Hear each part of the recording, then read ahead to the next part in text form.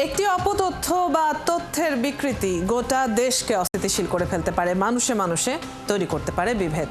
আর তাই জাতীয় স্বার্থেই প্রয়োজন এসব অপতথ্যের বিপরীতে সঠিক তথ্যটি তুলে ধরা। সেই কাজটি করতে এসেছি আমি রুবাইয়াত অদিতি। দর্শক, আপনাদের সবাইকে আমন্ত্রণ জানাচ্ছি রিউমার চেক নিয়ে ৭১-এর নিয়মিত আয়োজন ফেক নিউজ স্ক্যানারে।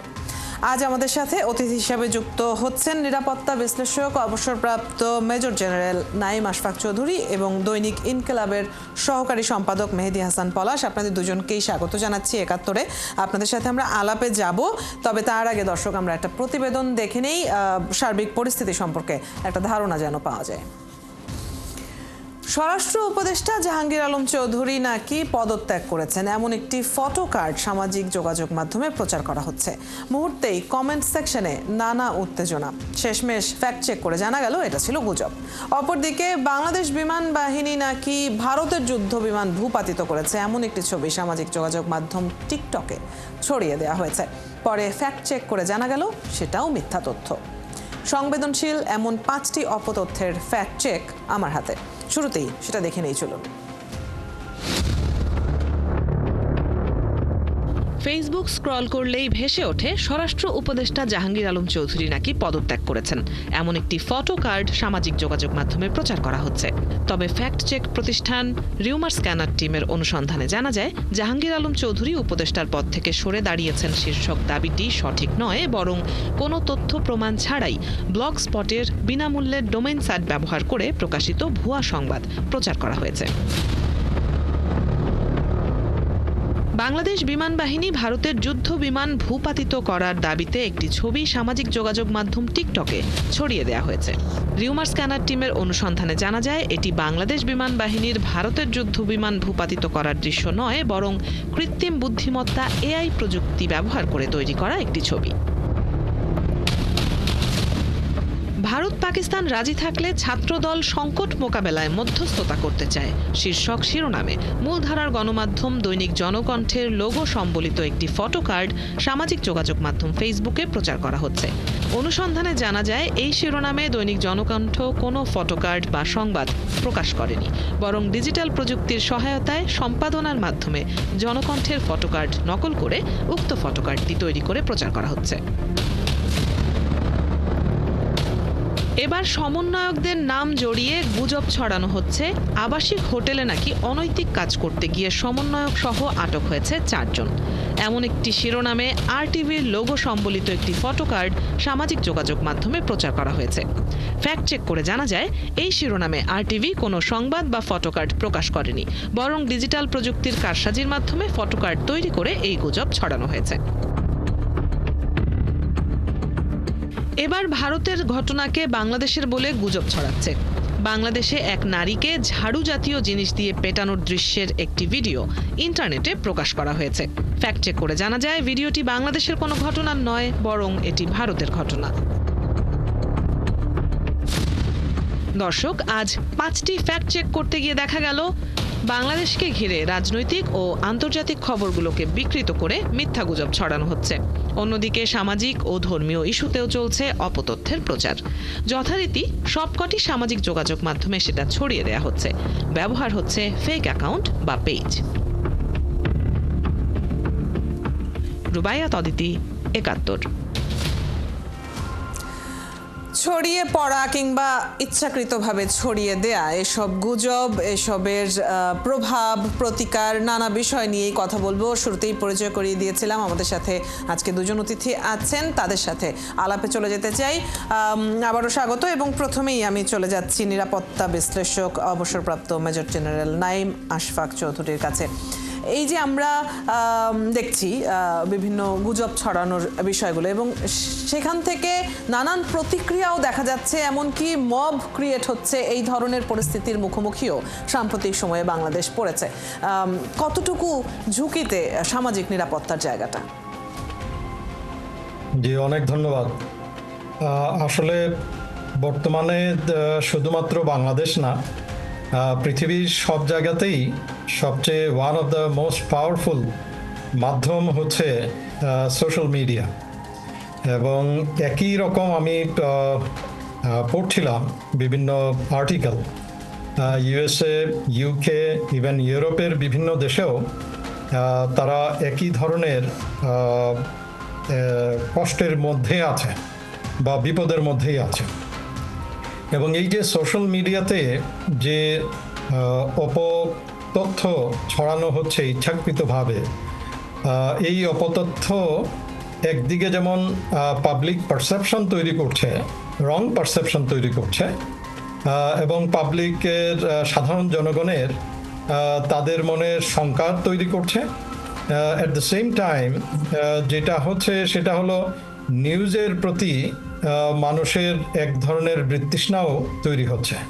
সিকিউরিটির ক্ষেত্রে যদি আমি বলি, যেমন মনে করেন আজকে যেটা বললেন যে ভারতের বিমান বাংলাদেশের বিমান বাহিনী কর্তৃক ভূপাতিত করা হয়েছে, এই যে একটা ফেক নিউজ ছড়ানো হলো, এই ফেক নিউজটা যারা সাধারণ নাগরিক কেউ কেউ হয়তো বিশ্বাস করেছেন, একটা এক ধরনের রং পারসেপশন তৈরি হয়েছে।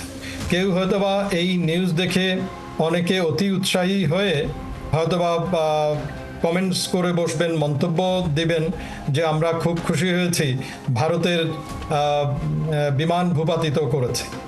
বাট এটা একটা কাইন্ড অফ সামাজিক ব্যাধি রূপে তৈরি হচ্ছে, এবং এই ব্যাধিটার থেকে আমাদেরকে বেরিয়ে আসতে হবে, বিভিন্ন ধরনের পদক্ষেপ নিতে হবে, এবং সবচেয়ে বড় যে ভূমিকা রাখতে পারে সেটা হলো সাধারণ জনগণ।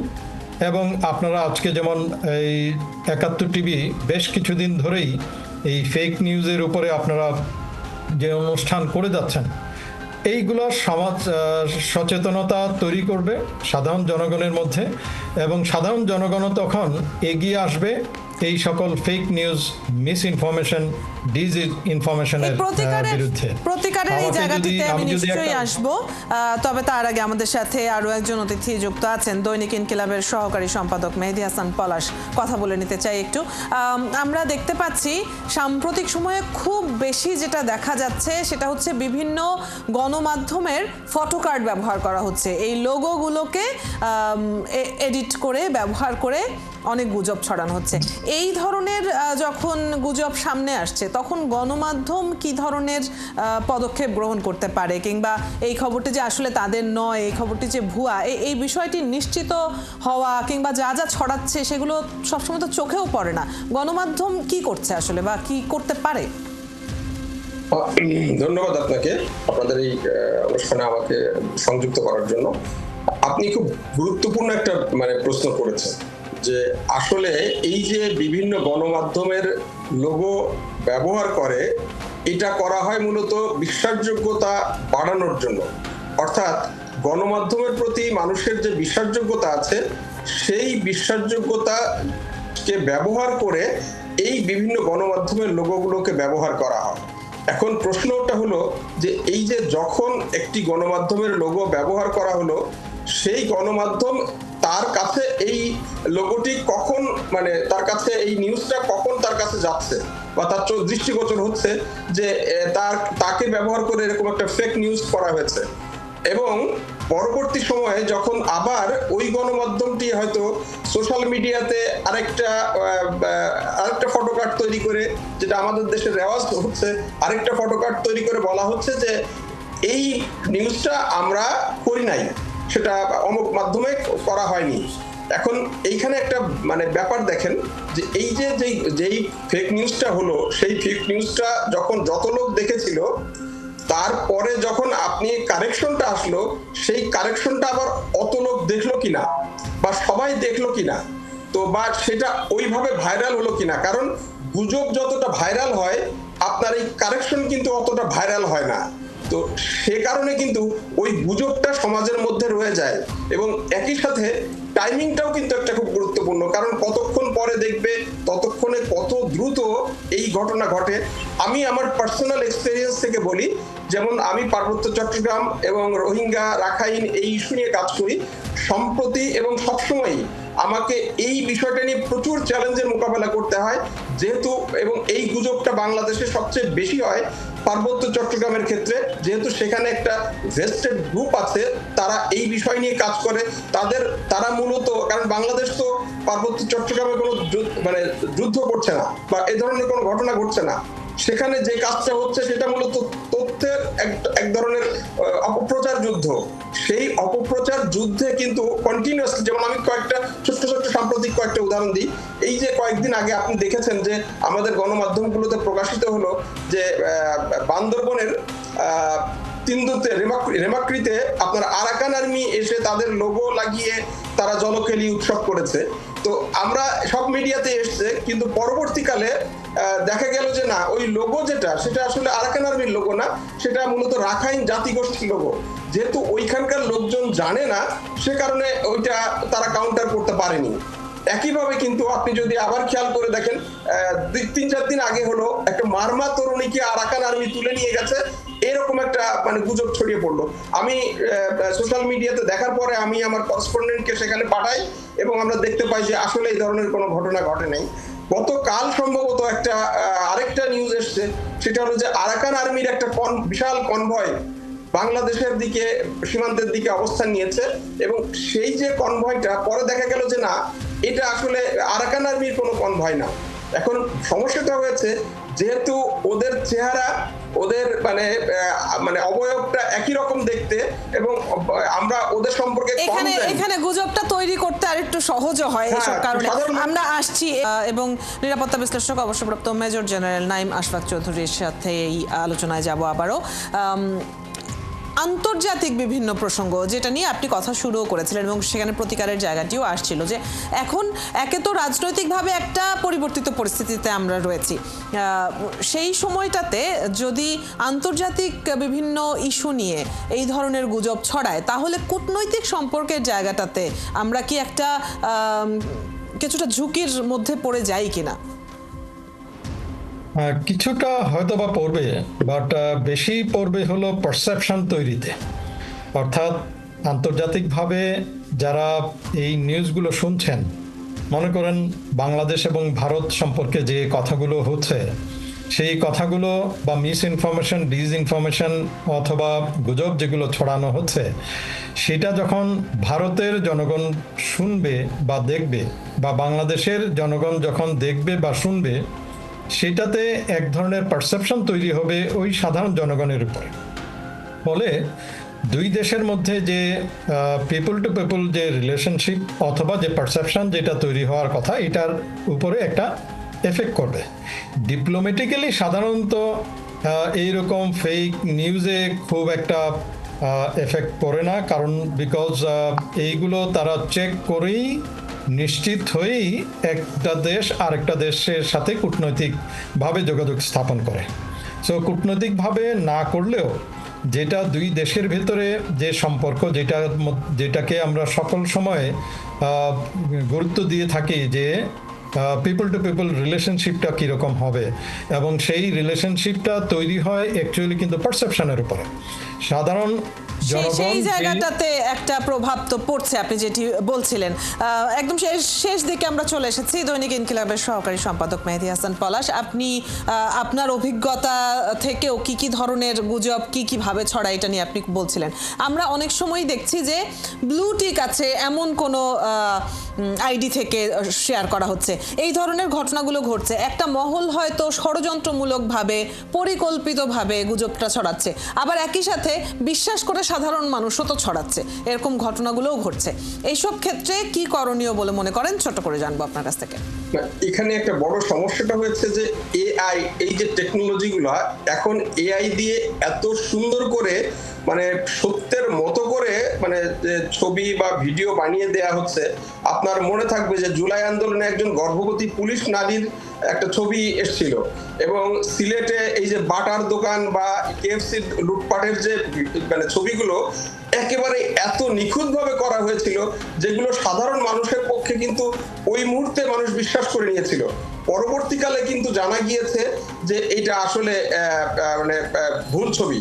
কিন্তু সমস্যাটা হয় যে আমরা সবসময় বলি যে আপনি যে কোনো একটা নিউজ পোস্ট করার আগে ফ্যাক্ট চেক করেন, এবং এখন এই যে আপনাদের 71 টিভি এবং বেশ কয়েকটা মিডিয়া তারা ফ্যাক্ট চেকের জন্য একটা করে আলাদা উইং করেছে। আমি মনে করি এটা একটা ভালো ডেভেলপমেন্ট, এবং একই সাথে সরকারের যেই সংস্থাগুলো আছে যারা এই সোশ্যাল মিডিয়া মনিটরিং করে তারাও যাতে অতি দ্রুত এই ধরনের কোনো মানে প্রত্যেকটা জায়গা থেকে, নট যে ঢাকা বা কেন্দ্রিক, প্রত্যেকটা জায়গা থেকে যারা এটা করছে প্রত্যেকটা জায়গা থেকেই তারা কাজটা করবে, এবং সাথে সাথে যেন এই ইয়েটা দিয়ে দেয়। কারণ এটা দিয়ে হয় কি যে যখন হিট অফ দ্য মোমেন্টে যখন এই ঘটনাগুলো আসে তখন কিন্তু এটা খুব বাজে একটা সিচুয়েশন তৈরি করে বাজে রকমের প্রভাব ফেলতে পারে। এবং ঘুরে ফিরে আসলে এই আলাপটাই বারবার আসে যে যারা সচেতন তারা যেন সেই সচেতনতাকে ছড়িয়ে দেওয়ার চেষ্টা করে। যেভাবে গুজব ছড়ানোর একটা পরিকল্পনা করে এগোনো হচ্ছে, ঠিক সেভাবেই যেন সচেতনতাটাও ছড়িয়ে দেওয়ার একটা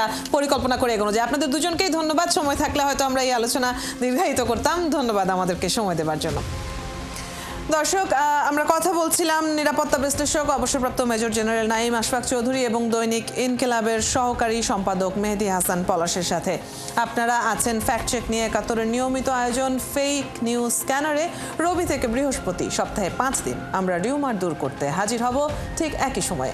আপনারাও যুক্ত হতে পারেন। যে কোনো খবর যদি আপনাকে সংশয়ে ফেলে সেটির একটি স্ক্রিনশট আমাদেরকে মেইল করতে পারেন fns.71tv@gmail.com অথবা ফেসবুকে যোগাযোগ করুন www.facebook/fakenewsscanner। আমরা সেই তথ্যের ফ্যাক্ট চেক করে আপনাদের জানাবো। চটকদার শিরোনাম দেখেই ক্লিক করবেন না।